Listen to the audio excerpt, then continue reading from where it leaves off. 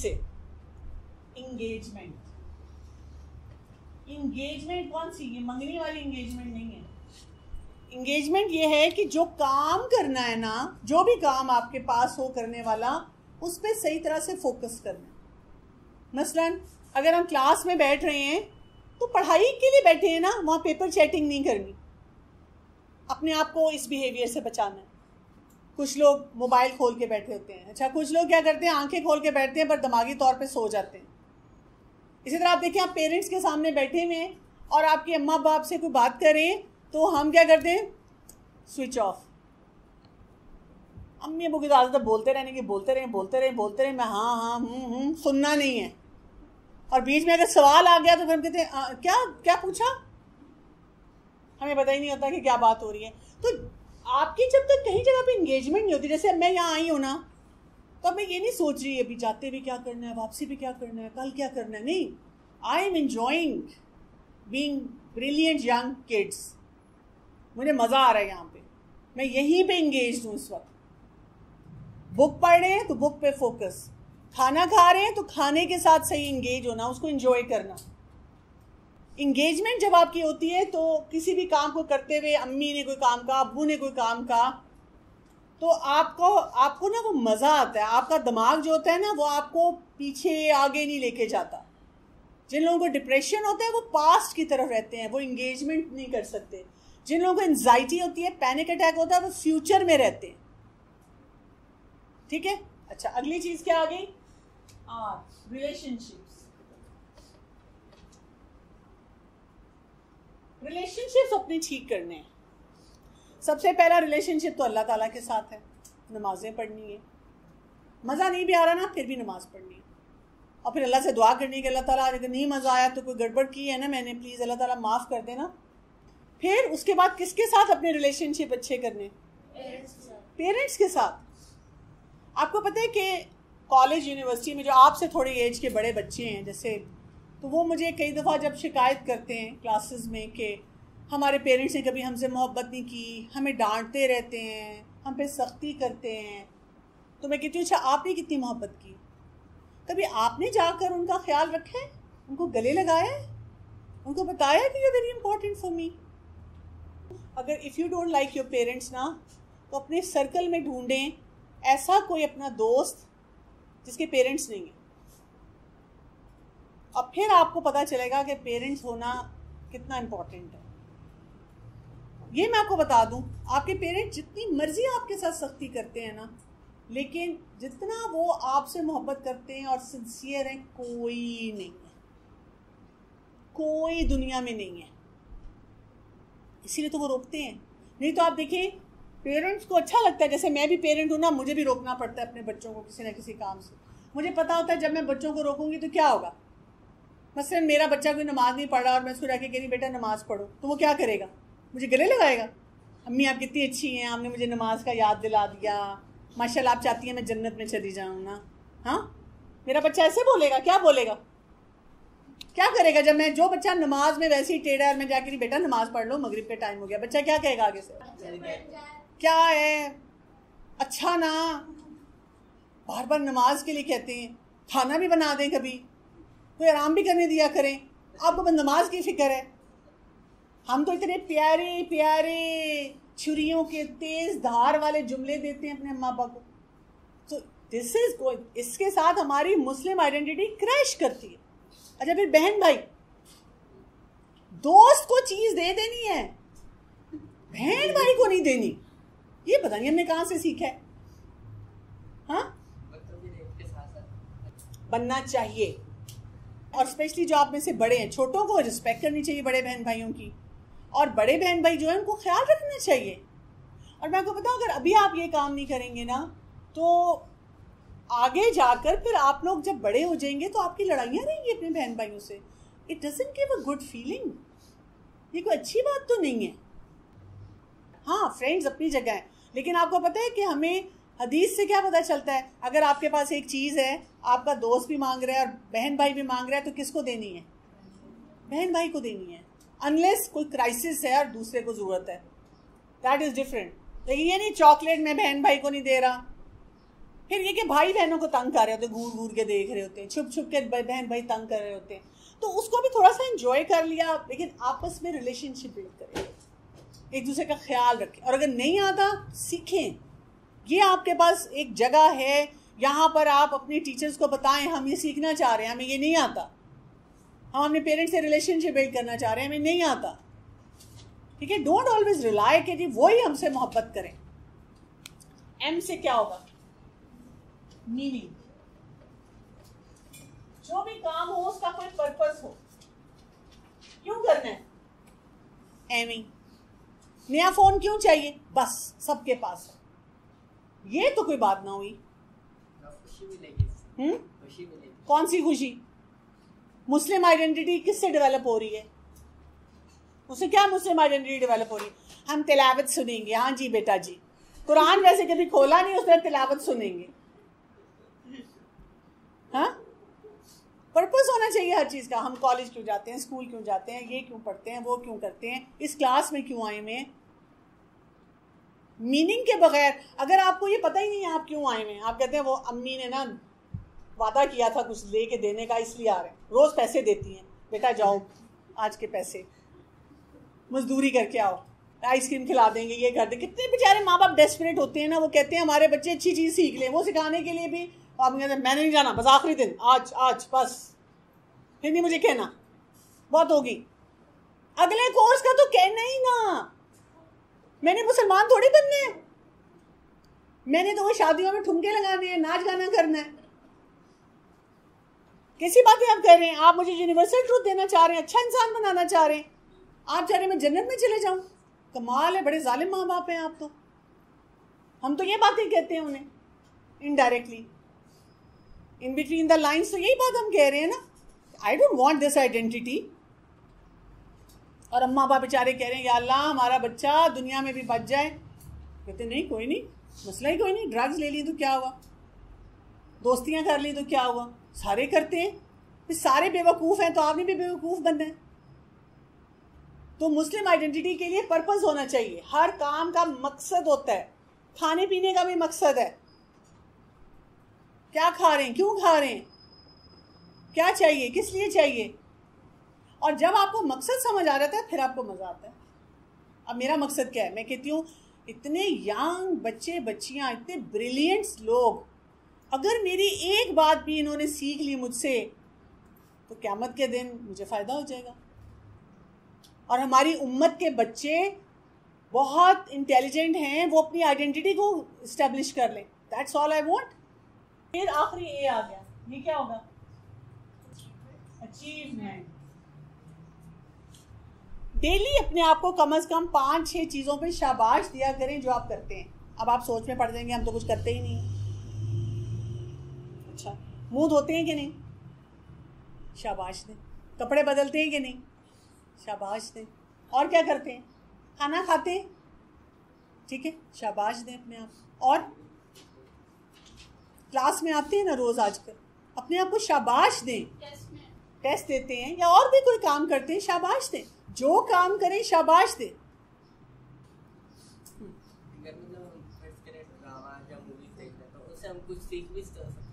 ड्रामे और मूवी से सीख सकते हैं, बिल्कुल सीख सकते हैं, लेकिन बहुत से एक्सपर्ट्स ही कहते हैं कि ड्रामा और मूवी जो है ना उनके अंदर सबलिमिनल मैसेजेस होते हैं।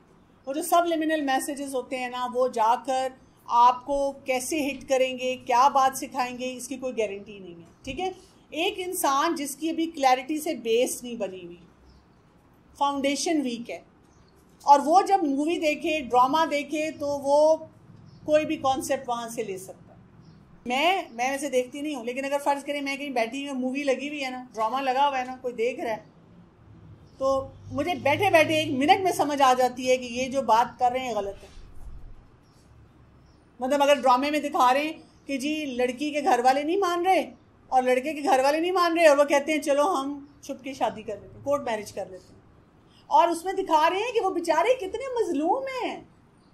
लेकिन मैंने क्योंकि कुरान पढ़ा हुआ है, मुझे कुरान की बेस है, मुझे पता है ये हराम है, ये नहीं हो सकता।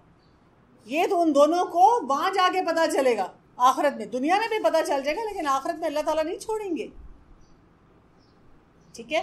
तो अगर आप कुछ भी करना चाहते हैं लाइफ में, first at least have a sound base. Quran को पढ़ें, कुरान को समझें और टीचर्स के साथ पढ़ें। कोर्ट मैरिज करना हराम होता है? देखिए, कोर्ट मैरिज लॉ ने अलाउ किया है ना, लेकिन इस्लाम क्या बताता है? इस्लाम बताता है कि वली के बगैर एक लड़की शादी नहीं कर सकती। वली कौन है? उसका फादर है, ठीक है ना। अब वो अगर भाग के शादी कर रही है तो मुझे आप बताएं, जो लड़का उसको कह रहा है भाग के आ जाओ, उसकी क्या इज्जत करेगा? कोई भी इज्जत नहीं करेगा उसकी। तो अल्लाह ताला हमें डिग्निटी देते हैं, इज्जत देते हैं, यानी इस्लाम हमें इज्जत देता है जी। हाँ, फिर अब पूरा सिस्टम है, लॉ है। अभी तो आपकी वो एज नहीं है ना कोर्ट मैरिज की कि आप उसके लिए इतनी परेशान हो रहे हैं, ठीक है ना। अभी तो आप वो पूछें जो अभी आपके करंट मसले हैं।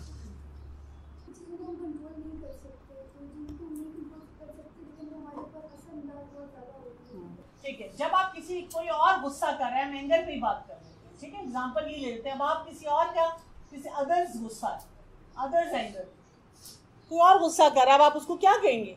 अब्बू को तो नहीं कह सकते अब्बू आप प्लीज गुस्सा कंट्रोल करें, आपकी मुस्लिम आइडेंटिटी नहीं है। वो उठाएंगे, कहेंगे मैं तुम्हें बताता हूँ तुम्हारी आइडेंटिटी कहाँ जाने वाली है। अब आप क्या कर सकते हैं? अब आपने ये करना होता है, सबसे पहले ऑब्जर्व करते हैं। हम ये देखते हैं कि किन बातों पे उनको गुस्सा आता है। उनमें से कौन कौन सी हैं, वो दो चीजों में डिवाइड कर लेते हैं।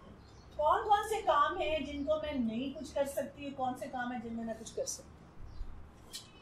जिनमें मैं नहीं कर सकती तो उसमें हम आप कहते हैं अपनी इमोशंस को स्ट्रॉन्ग करना होता है और अपने आप को हेल्दी बनाना होता है। वो मैं भी आपको बताती हूँ कैसे।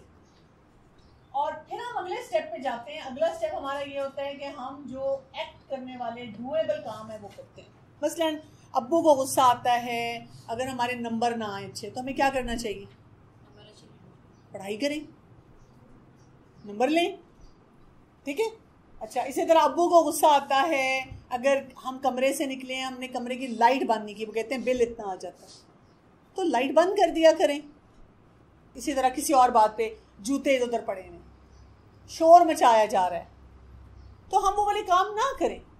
फिर ये कि कुछ जगहों पे अगर हमें लगता है कि हमें बहुत स्ट्रेस हो रहा है तो हमें अपनी कम्युनिकेट करना आना चाहिए, हमें उनसे बात करनी आनी चाहिए, और ये फिर सीखनी पड़ती है। आपने कहा था कि जो लोग नेगेटिव थिंक करते हैं उनके अराउंड ही रहना चाहिए, लेकिन अगर आपके पेरेंट्स ही नेगेटिव थिंक करते हैं तो बहुत ज़्यादा नेगेटिव असर होता है जब कोई हमारे पेरेंट्स या फैमिली मेम्बर्स नेगेटिव सोचते हो। लेकिन इस पे ना एक रिसर्च हुई भी है कि एक फैमिली में ट्विंस पैदा हुए, और वो जो ट्विंस थे ना, ज़ाहिर उनको एक ही एटमॉस्फेयर मिल रहा था, एक ही पेरेंट्स के साथ रह रहे थे, आइडेंटिकल ट्विंस थे, उनके तो सारी चीज़ें भी एक जैसी थी, शक्ल भी एक जैसी थी। लेकिन जब वो बड़े हुए ना तो उनमें से एक जो था ना उसकी सेल्फ इस्टीम भी हाई थी और वो बहुत, उसके अंदर क्वालिटीज़ थी और वो बहुत अच्छे काम करता था। और वो जो दूसरा था ना वो बहुत नेगेटिव था, उसकी सेल्फ इस्टीम भी लो थी और वो काम भी सही नहीं कर रहा था। तो इससे उन्होंने, साइकोलॉजिस्ट ने ये कंक्लूजन लिया कि यस, एनवायरनमेंट का इफेक्ट होता है, पर्सनालिटीज़ भी अपनी अपनी होती हैं, लेकिन ये हमें ये बात बता रही है कि हर इंसान के अंदर कैपेबिलिटी मौजूद है कि वो अपने आप को फिर भी पॉजिटिव रख सके। इट विल बी डिफ़िकल्ट अगर कोई नहीं है। लेकिन आप एक चीज़ मैं अब आपको और बताऊंगी यहाँ पे, जो मैं आपके सवाल का भी जवाब देना चाहती हूँ, कि जब आपकी चीज़ें मुश्किल होती हैं ना तो आप कौन से ऐसे काम हैं, 6 काम करने के लिए मैं आपको बताऊंगी। अगर आप ये 6 काम करेंगे ना तो यू विल फील बेटर। पहला काम है कि आपने अपनी फिजिकल हेल्थ पे काम करना है। क्या मतलब है? अगर आप जंक ज़्यादा खाते हैं, टाइम पे खाना नहीं खाते, पानी नहीं सही तरह पीते, फिजिकली एक्टिव नहीं है, सोते टाइम पे नहीं है, तो आपको अगर कोई यानी 10% गुस्सा कर रहा है ना तो आपके ऊपर वो हथौड़ों की तरह आके लगेगा। हाँ, जो बच्चा रात को 10 बजे तक 11 बजे तक मैक्सिमम सो जाता है ना और टाइम पे उठता है और डेली जंक नहीं खाता, ठीक है, पानी पीता है, 10-12 ग्लास। इसी तरह से फिजी ड्रिंक्स नहीं पीता, कभी कभार कोई ये जो बाजारी नूडल्स हैं और इस तरह की चीज़ें वो नहीं लेता, घर का खाना खाता है, सब्ज़ी भी खाता है, फल भी खाता है, उसको ये प्रॉब्लम नहीं होती। वो अपने बहुत सारे चैलेंजेस को डील कर लेता है, क्योंकि हमारी बॉडी में जो स्ट्रेस पैदा होता है ना, नॉर्मल स्ट्रेस एक होता है, और अगर हम ज़्यादा मुश्किल सिचुएशन में ज़्यादा स्ट्रेस पैदा हो रहा है, और फिर हम जो खा रहे हैं, जो हमारी फिज़िकल हेल्थ है ना, अगर वो ख़राब है तो हम बढ़ा रहे हैं अपने मसले। ठीक हो गया? तो खाना पीना हो गया आपका, फिज़िकल हेल्थ होगी, फिर स्लीप का तो बहुत बड़ा रोल है। टाइम पे सोना, टाइम पे उठना। डॉक्टर्स ये कहते हैं कि अगर आपकी वीकेंड स्लीप और आपकी रेगुलर वीकडे स्लीप में 2 घंटे से ज़्यादा का फ़र्क है तो आपको इतनी बीमारियां होंगी, जिसमें साइकोलॉजिकल बीमारियां भी हैं, फिज़िकल बीमारियां भी हैं, कि आप फंस गए, आप हेल्दी ही नहीं हैं। मैंने इसी वजह से अब अलार्म लगाकर अपने आप को संडे को भी उठाना शुरू कर दिया जल्दी। तीसरी चीज़ आ जाती है फिज़िकल एक्टिविटी, फिज़िकली एक्टिव होना है। तो जो लोग सारा वक्त बैठे रहते हैं तो उनके अंदर भी ये स्ट्रेस बढ़ जाता है। तो अगर आप कहते हैं नहीं हम कहाँ निकले, हमें तो मसलन घर वाले इजाज़त, लड़कियां हाथों पे कह सकती हैं, लड़के भी कहीं कहते हैं हमें घर वाले इजाज़त नहीं देते, कमरा है ना अगर आपका इतना तो इसमें चलेंगे। 3 चीज़ें होगी। चौथी चीज़ हमारे पास आती है, अगर आपके अंदर कोई एडिक्शंस है, इनको ठीक करें।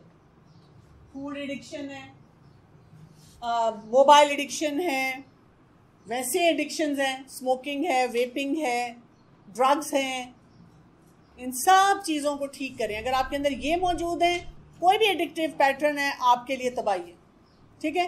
फिर इसके बाद आपकी स्ट्रेस मैनेजमेंट है, आपको ओवरऑल स्ट्रेस को मैनेज करना आना चाहिए। पढ़ें इसके बारे में कि स्ट्रेस को कैसे मैनेज किया जाता है, क्या क्या काम किया जाता है, हम पढ़ते ही नहीं हैं। और फिर लास्ट चीज़ आपकी इसमें आ जाती है social connections. Social connection, not friends, family. Daily आप ज़रूर टाइम आपने स्पेंड करना है अपने पेरेंट्स के साथ, ज़बरदस्ती बैठें। सोशल कनेक्शन बहुत ज़रूरी है। अगर आप अपने आप को आइसोलेट करके कमरे में रहते हैं तो ये आप अपने लिए प्रॉब्लम्स क्रिएट कर रहे हैं। सिर्फ यही नहीं है कि अम्मी अब्बू नाराज़ हो रहे हैं, आपके अंदर जो है ना नेगेटिविटी भरती जाएगी और आपको जो भी अपने घर में प्रॉब्लम्स होंगे वो आप हैंडल नहीं कर पाएंगे। तो आपका भी आंसर यही है, आपका भी आंसर यही है, ये काम करें। क्योंकि हमें आइडियल इन्वायरमेंट तो कहाँ मिलनी है, मज़े की जगह कहाँ होनी है, जन्नत, बस यहाँ नहीं, दुनिया में नहीं मिलना। अगर आपको इन्वायरमेंट ही ऐसा मिला है कि आप लोग एक के अपना कमरा है और उसमें बंद हो गए, कंप्यूटर आपको दिया हुआ तो उसी में ही रहे, हालांकि आप किसको दिया हुआ है ये मुझे बता दें। मैम बहुत इन्वायरमेंट नहीं, कोई भी नहीं है। माँ बाप तो कहते हैं कि इस एनवायरनमेंट से निकलो, माँ बाप ने तो ये दिया ही नहीं एनवायरनमेंट, ये तो हमने खुद बनाया हुआ है। आप मुझे मिलवा दें ऐसे माँ बाप से जिन्होंने कहा कि बेटा ये कमरा है और ये कंप्यूटर है, निकलना नहीं तुमने बाहर, बैठे रहो, गेम खेलते रहो ऑनलाइन। कौन कहता है? वो कौन से माँ बाप है, मुझे मिलवाएं उनसे ज़रा। है ही कोई नहीं। माँ बाप तो खींच खींच के बाहर निकाल रहे हैं। ये अगर मगर वाली कहानी ना सुनाएं, एक्चुअल स्टोरीज मुझे बताएं। कोई अगर है ऐसा तो मैं उनसे मिल लेती हूँ, बाकी उनसे मिलने की ज़रूरत है, उनको समझाने की ज़रूरत है। लेकिन इन 30 सालों में मुझे तो कोई ऐसे पेरेंट्स नहीं मिले। मैं एज अ डॉक्टर भी बैठती हूँ, मैं इतने सर्कल में जाती हूँ, पेरेंट्स से तो हर वक्त मैं मिल रही हूँ। मतलब कोई पेरेंट जंक नहीं खिलाना चाहता, हर पेरेंट मुझे आके कहता है कि प्लीज़ डॉक्टर साहब बताएं हम जंक से कैसे रोकें। कोई पेरेंट स्क्रीन नहीं देना चाहता अपने बच्चों को, हर दिन कोई ना कोई पेरेंट पूछ रहा है हम तो स्क्रीन। कोई पेरेंट, आप जाके बैठेंगे, शुरू में अम्मी को पूछेंगे तबीयत ठीक है, पैसे चाहिए, क्या चाहिए, लेकिन ultimately they are going to like you know आपके साथ वो अच्छी तरह ही रहेंगे साथ। ठीक है? सो प्लीज़ रिमेंबर अपनी पर्सनल आइडेंटिटी, मुस्लिम आइडेंटिटी, परमा, और उसके बाद हमने क्या करना है, और उसके साथ हमने क्या करना है, उसके साथ अपनी इन एरियाज़ पे काम करना है। The more you work on your self, इंशाल्लाह आप देखेंगे कि आपकी ज़िंदगी बहुत अच्छी होगी।